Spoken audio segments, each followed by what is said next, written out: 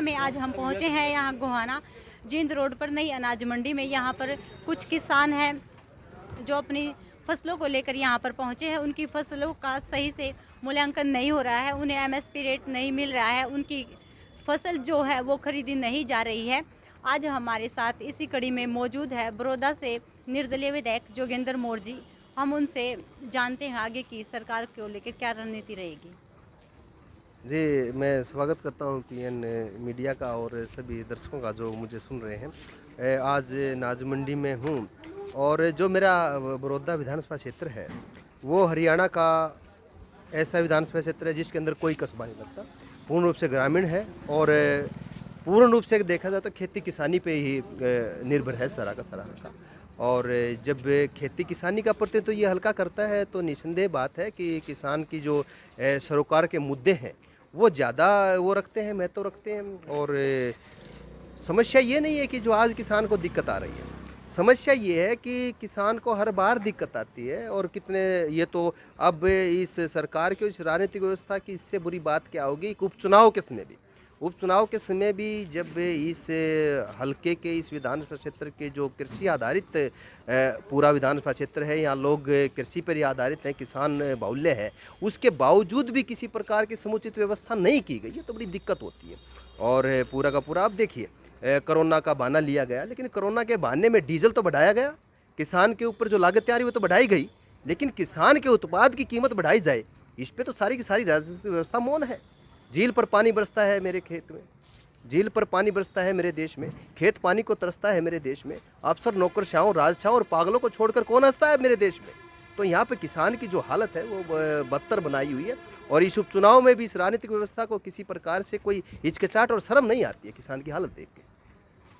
Sir, जिस तरह से किसानों पर पिपली में लाठीचार्ज किया गया और खट्टर साहब का और गृह मंत्री का ये बयान था कि किसानों पर कोई लाठीचार्ज नहीं किया गया, उस पर आपका क्या बयान है? देखिए, ये तो सरासर बेईमानी सी लगती है कि सरकार में ऐसे बयान बचकाना बयान तो शोभनीय नहीं है ना।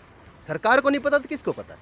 राज्य किस लिए है, सरकार किस लिए है, उनको नहीं पता है किस लिए। लेकिन मैं आपकी बात को आगे बढ़ाना चाहता हूँ, पूरी की पूरी राजनीतिक व्यवस्था दोषी है। लाठीचार्ज किसानों पर किस बात को लिए हुआ था? किसानों के खिलाफ जो अध्यादेश पारित किए गए थे उन पर हुआ था। अध्यादेश 5 जून को पारित हुए थे। पूरी की पूरी भारत की राजनीतिक व्यवस्था चुप थी। जब किसान आंदोलन करते हैं, किसान मैदान पे आता है, किसान के साथ अत्याचार होता है, किसान पर लाठीचार्ज होता है, तब ये राजनीतिक व्यवस्था बोलती है। लेकिन अध्यादेश तो 5 जून को आ गए थे। ये पूरी की पूरी राजनीतिक व्यवस्था जो भारत की है कहाँ थी? और अध्यादेश भी क्या लाए गए थे? अध्यादेश में कानून का विद्यार्थी हूँ, मैंने कानून में PhD की है। अध्यादेश जो होते हैं वो कार्यपालिका को संविधान द्वारा एक ताकत और एक वो दी गई है। और ये अधिकार इसलिए दिया गया कार्यपालिका को ताकि जो आम जनता है उसको तकलीफें ना हो, कोई कानून बनाना पड़ जाए तो इमरजेंसी में आपातकाल में कोई कानून कार्यपालिका बना ले। इस देश की राजनीति ने संविधान को इस तरीके से तोड़ मोड़ के संविधान के साथ अनदेखी की गई है। और राजनीतिक व्यवस्था कुछ भी नहीं बोली कि अध्यादेश लाने की। देखो, अध्यादेश गलत और ठीक है तो आगे की बात थी।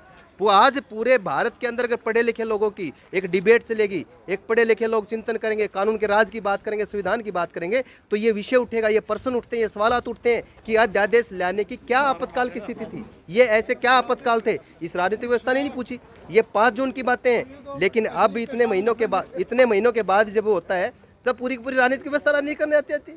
यहाँ तो किसान की समस्याओं के ऊपर राजनीति होती है, यहाँ किसान के लिए राजनीति होती है, किसान के साथ राजनीति नहीं है, किसान के हितों को लेकर राजनीति नहीं है। पूरी की पूरी राजनीतिक व्यवस्था जो आर्थिक स्थिति इस देश की बनी हुई है, जो नीतियाँ यहाँ बनाते हैं, उन नीतियों में इन सारी की सारी पार्टियों की एक जैसी नीतियाँ, और कोई अमूलचूल परिवर्तन किसी की पार्टी की राजनीतिक उसमें नहीं है किसान को लेकर। सर, जिस तरह से आप बड़ौदा उपचुनाव में निर्दलीय विधायक के रूप में चुनाव लड़ने जा रहे हो, आपको किन किन गाँव का समर्थन मिला है, कितने लोगों का समर्थन? देखिए, चम्मन गांव है। अब मैं कहूँ किन किन गांव का, हर गांव में गया हूँ और बैठक में जो मेरे सम्मानित मतदाता है, नागरिक हैं, उन्होंने मेरे को आशीर्वाद दिया है। और 1967 में ये हल्का बना था। 1967 से राजनीतिक रूप से पिछड़ा हुआ, राजनीतिक भेदभाव से कोई ये हल्का झेल रहा है। और हमने सभी, मैं एक बात पूछना चाहता हूँ आपके चैनल के माध्यम से कि आज जो भी आता है, प्रेस कॉन्फ्रेंस करता है या भाषण देता है कि बड़ौदा हल्का का जो उपचुनाव है ये हरियाणा की राजनीति की दिशा को बदलेगा। सच मायने में अगर बड़ौदा हल्का का उपचुनाव इतना महत्वपूर्ण है तो मेरे बड़ौदा हल्का की बात करिए ना, मेरे बड़ौदा हल्का के विकास की बात करिए। और यहाँ से अगर ये बड़ौदा हल्का हरियाणा की राजनीति को बदलेगा तो यहाँ से ऐसे जनप्रतिनिधि की भागीदारिता होनी चाहिए जिसका पूरे हरियाणा के सतर पे, जिसका देश के सतर पे नाम हो, जिसका चिंतन हो, जिसके अंदर किसी प्रकार की कोई आवाज़ उठाने की ताकत हो। यहाँ पे अगर ये वास्तव में दिशा बदलने जा रहा है तो बहुत महत्वपूर्ण व्यक्ति को लाइए ना यहाँ पे। आज तक भी ये पार्टियाँ, मेरा विधायक एक्सपायर हुए 12 अक्टूबर को 6 महीने हो जाएंगे। इन 6 महीने में राजनीतिक पार्टियों की आप वो तो देखिए, आज अगर इनके पास कैंडिडेट है, किस चीज़ का इंतजार कर रहे हैं? 6 महीने पहले डिक्लेयर कर देना चाहिए था समाज में इनको कि ये आदमी अच्छा है। और इस बात की एक डिबेट होनी चाहिए थी कि हमने जो उम्मीदवार दिया है इसके अंदर ये खासियत और ये बढ़िया बातें हैं, और ये जनता देख लेती। आज भी अफरा तफरी माची हुई है और सभी पार्टियों के पास अपने कैंडिडेट नहीं है, एक पार्टी से उधर भाग रहे, ये स्थिति उन्होंने बना रखी है। अगर वास्तव में बड़ौदा हल्का का उपचुनाव हरियाणा की राजनीति की दिशा को बदलेगा तो यहाँ से एक ऐसा व्यक्ति जाना चाहिए जिसको पूरे हरियाणा में पहचान मिले और जो मेरे बड़ौदा हल्का के मान सम्मान को बरकरार रखे। इस बड़ौदा हल्का के साथ जो भेदभाव 1967 से इसकी राजनीति ने किया है, उस भेदभाव के खिलाफ कोई लड़ सके, ऐसा नेता यहाँ से प्रतिनिधि चुन के जाना चाहिए। इस तरह से बड़ौदा विधानसभा लगातार कांग्रेस का गढ़ माना जाता है, लेकिन यहाँ पर 3 बार कृष्ण हुड्डा विधायक रहे हैं, आज तक बीजेपी का फूल क्यों नहीं खिल पाया है? देखिए, एक तो ये है कि बीजेपी का फूल क्यों निकला। बीजेपी एक तो मैं दूसरी पार्टी के बारे में कोई बात कहूँ तो मैं तो कोई आधिकारिक रूप से टिप्पणी नहीं कर सकता, लेकिन आपने एक राजनेता की बजाय एक राजनीतिक विश्लेषक से सवाल पूछ लिए। आपने ऐसे पूछा है जैसे कि राजनीतिक विश्लेषक को जवाब देना चाहिए।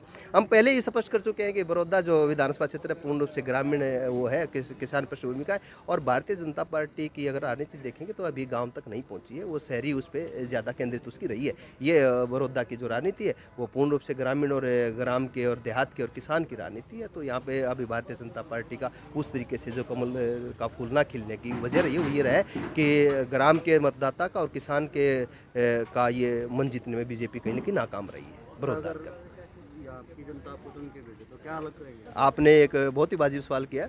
अब मैंने जब यहाँ से जनजागरण आरंभ किया, मैं बड़ौदा हल्का में पहला ऐसा व्यक्ति हूँ जिसने ये कहा कि मेरे हल्का में एक भी कॉलेज नहीं है।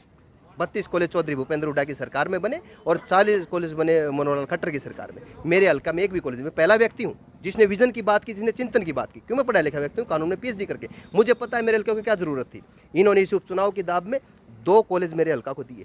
जनता विद्या बुटाना का जो वट वृक्ष हमारे पूर्वजों ने लगाया था और जिसने शिक्षा के क्षेत्र में पूरे देश की सेवा की है, उस जनता विद्या बुटाना के बारे में मैंने बात की। आज कमेटी बना दी गई है, विश्वविद्यालय की बातें चल रही है। मैं पहला व्यक्ति मैंने ये कहा कि मेरा बड़ौदा हल्का जो है वो पूर्ण रूप से ग्रामीण हल्का है और ग्रामीण पृष्ठभूमि का हल्का है, किसान का हल्का है। इसके अंदर उद्योग नहीं है, रोजगार कैसे मिलेंगे? इन्होंने IMT की घोषणा कर दी। ये तो मेरी विजन की बात है, मेरे चिंतन की बात है। अब तक किसी ने घोषणा की